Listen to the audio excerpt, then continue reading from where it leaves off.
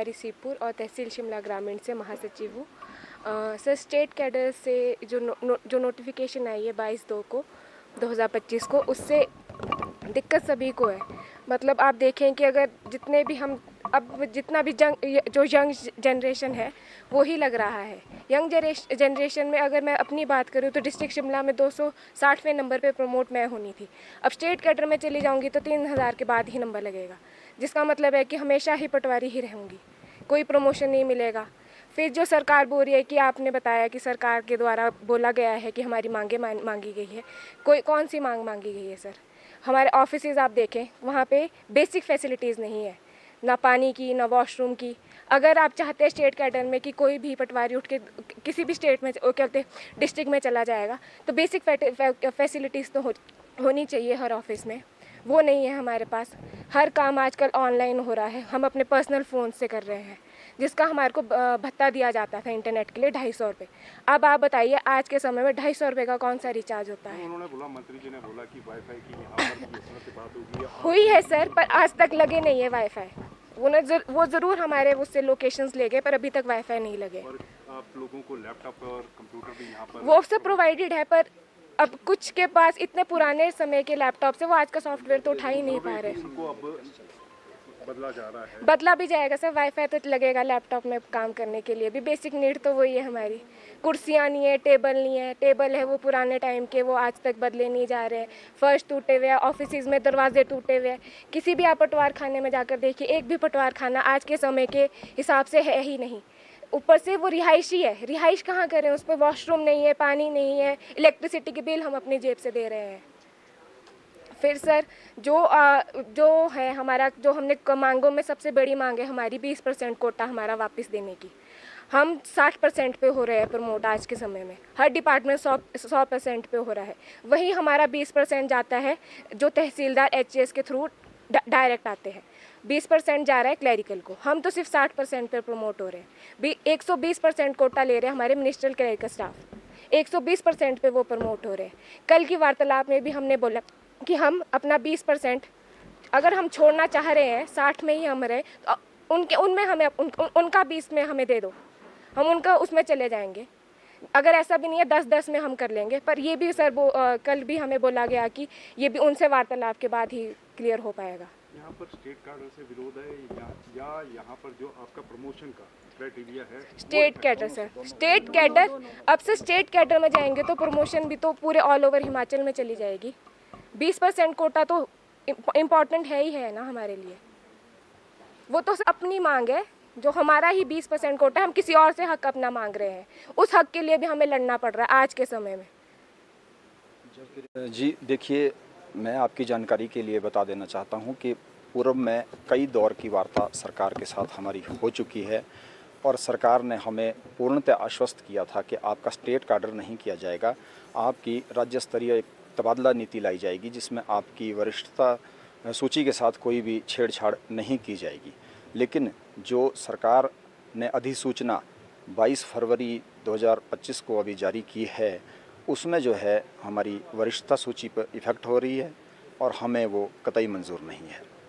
जिस तरह से आपने कहा कि वरिष्ठता सूची पर यहाँ पर इफेक्ट हो रहा है, तो क्या इस बाबत यहाँ पर मंत्री या सरकार से कोई वार्तालाप हुआ? क्योंकि वहाँ पर मंत्री जी भी बोल रहे हैं कि ये जो स्टेट कैडर यहाँ पर लागू किया गया है, यहाँ पर काफ़ी बैठकों के बाद, आपके साथ जो काफ़ी बैठक हुई उसके बाद लागू किया गया है, क्योंकि आपकी कुछ एक डिमांड्स थी वो यहाँ पर मान ली गई हैं और जो कुछ एक डिमांड्स और हैं उन पर यहाँ पर मंथन किया जाए। जी देखिए, पूर्व में भी पिछले वर्ष भी सरकार द्वारा स्टेट कैडर की एक नोटिफिकेशन की गई थी, फिर भी हमारा विरोध जो है सरकार से था और हमने जो है 16/8/2024 को सरकार को इस बारे में अल्टीमेटम दिया था कि हमारी मांगों को अनदेखा करके यदि सरकार राज्य स्तर की कोई तबादला नीति या स्टेट कैडर की कोई अधिसूचना जारी करती है तो हम उसी दिन से अनिश्चितकालीन हड़ताल पे आ जाएंगे।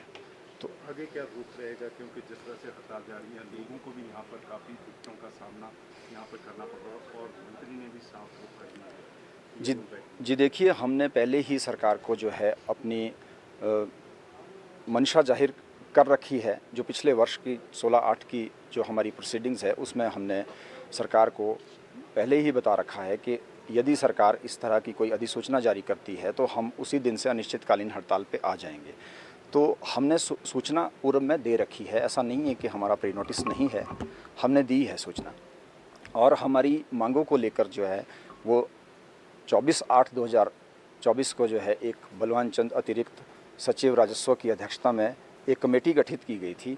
उसमें जो है हमारी मांगों को सुना गया और वो उस कमेटी की जो रिकमेंडेशंस है वो सरकार के पास काफ़ी समय से लंबित पड़ी है, लेकिन उस पर गौर ना फरमा के सरकार ने ये स्टेट कैडर की जो अधिसूचना है वो ज़बरदस्ती हम पे थोप दी, जिसका हम पूर्ण विरोध करते हैं। तो ये हड़ताल जारी रहेगी? जी, ये हड़ताल जारी और ये अधिसूचना जो राज्य कैडर की गई है इसे वापस नहीं लेती। अगर वापस नहीं लेती है तो इसका मतलब क्या नतीजा रहेगा, कब तक यही यहाँ तक फैल रहा है? देखिए, मैं आपको पहले भी बता चुका हूँ कि जनता को हरास करना हमारा कोई काम नहीं है। हमारा कोई उद्देश्य नहीं है कि हम जनता को हरास करें।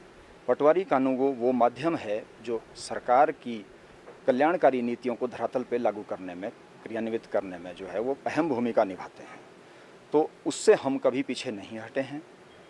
अनिश्चितकालीन हड़ताल के दौरान भी हमने आपदा का कार्य जो है वो इंसानियत के नाते बंद नहीं रखा है, वो अभी भी खुला है। आपदा की रिपोर्ट्स अभी भी सरकार तक पहुंच रही है और आपदा में हमारे पटवारी कानूनगोज़ जो है वो काम कर रहे हैं। लेकिन सरकार हमारी मांगों पर संज्ञान तो ले। सरकार हमारी मांगों को अनदेखा करके जो है ज़बरदस्ती हम पे स्टेट कैडर थोपना चाहती है, तो ये बिल्कुल भी न्याय संगत नहीं है। पटवारी और कानूनी स्टेट कैडर के बाद हड़ताल पर है, सरकार की क्या तैयारी, कोई बातचीत हो रही है इनसे? अब ये हड़ताल पे है, आंदोलन पे है, तो हमारा तो इनसे यही है कि इनको जो है स्टेट कैडर के बारे में इनसे विस्तृत चर्चा पहले की गई। इनकी जो अन्य मांगे हैं उसके बारे में भी चर्चा की गई। कुछ जो है हमने एक उच्च स्तरीय जो है बलवान कमेटी का गठन किया, इनसे कई दौर की बातें हुई, तो काफ़ी मामलों में हमारी सहमति है और उनको हमने लागू करना भी शुरू किया है। विशेषकर इनके जो पेपरों को लेके बात थी, इनके जो फील्ड में चाहे इनको जो हमारे कंप्यूटर्स की बात है, चाहे इनको वाईफाई देने की बात है, ये सारे एड्रेस कर रहे हैं। उसके बावजूद अगर ये जो है इसका विरोध करते हैं तो ये नियमों के विरुद्ध है और जनता को जो असुविधा नहीं होनी चाहिए। तो क्या अगर ये नहीं मानेंगे तो कोई कार्रवाई की जाएगी या कुछ और लोगों की परेशानी के लिए क्या करेंगे? हाँ, तो अगर कोई ऐसी बात होती है तो नियमों के तहत जो भी हमें करने की जरूरत है वो जरूर करेंगे। कैसे काम पर रिटायरियों के लिए तो पहले भी है, जहाँ अगर पटवारी कम है, जहाँ पर अगर हमारे कानून नहीं है, तहसीलदार नहीं, स्टैंडिंग ऑर्डर है कि जिला का कलेक्टर अगर जरूरत महसूस करता है कहीं पोस्टें खाली तो लगाया जा सकता है।